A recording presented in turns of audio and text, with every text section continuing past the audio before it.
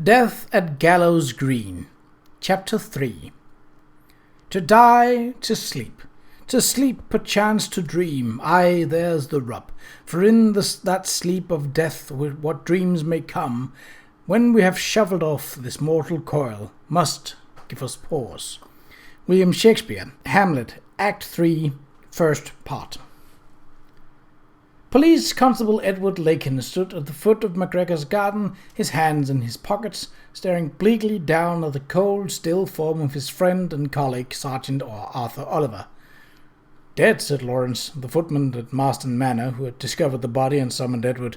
"Shot, it appears," he added unnecessarily. It did indeed appear that Arthur Oliver had been shot, and a great grief welled up in Edward Lakin. He and Archie had been boys together, fishing in the River Stour, padding the dusty lanes in search of birds' nests and berry bushes, skating on the thin ice of Bailey's Pond, and once even falling through.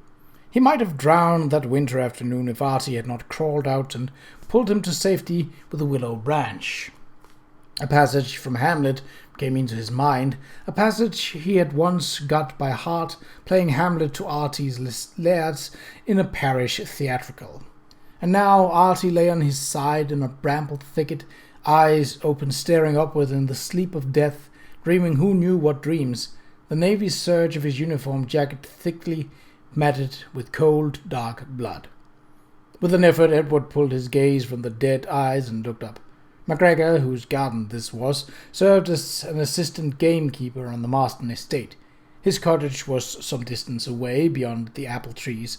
The garden was deep and backed up to Lamb's Lane. He looked back at the footman. "How was it that you happened to come here?" Lawrence spoke carelessly, but avoided Edward's eyes. "'Twere a young lady, sir. We came here for a bit of privacy, you might say, through the gap in the edge."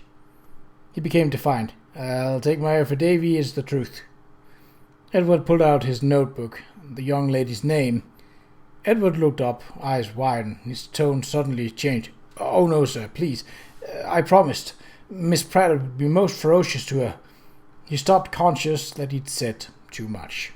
Edward knew the servants at Bishop's Keep, for he had interviewed them all 6 months before, upon the death of the elder Miss Artley and her sister Mrs. Jaggers. He had been there several times since, and he knew Mrs. Pratt. He did not need to wonder which of the servants had been the object of Lawrence's attention and his accessory in this discovery.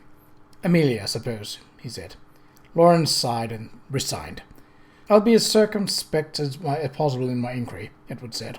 He looked once more at the huddled figure of his friend. "You saw no one?" "No one but him," Lawrence said. He too turned away from the dead gaze. "You suppose it's true?" "What's true?" Edward asked. "The dead takes a picture of the last thing they see with their open eyes.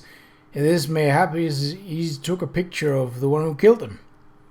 "Mayhap," Edward said. Gently he bent down and closed the eyelids of Sergeant Arthur Oliver. Let him dream in peace.